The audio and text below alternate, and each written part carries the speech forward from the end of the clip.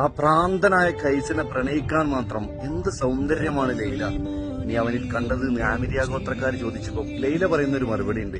മജ്നുവിന്റെ സൗന്ദര്യം കാണണമെന്നുണ്ടെങ്കിൽ ലൈലയുടെ കണ്ണുകൊണ്ട് നോക്കണം. അറബിക് കഥകളിലെന്നും പ്രണയത്തിന്റെ അവസാന വാക്കാണ് ലൈല മജ്നു. സൗദി അറേബ്യയിലെ റിയാദിൽ നിന്നും ഏകദേശം 300 കിലോമീറ്റർ അകലെയാണ് ലൈല എന്ന ഗ്രാമം. 7-ാം നൂറ്റാണ്ടിൽ അന്നത്തെ നജിദിന്റെ തെക്കൻ ഗ്രാമപ്രദേശമായിരുന്നു അഫ്ലജ്.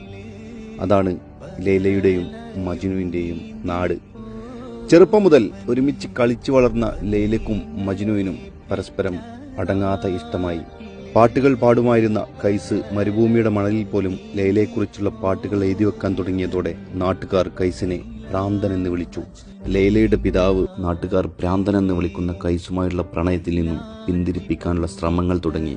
ഒടുവിൽ എത്തിപ്പെടാൻ പറ്റാത്ത വിധം 1000 കിലോമീറ്ററുകൾ അകലെ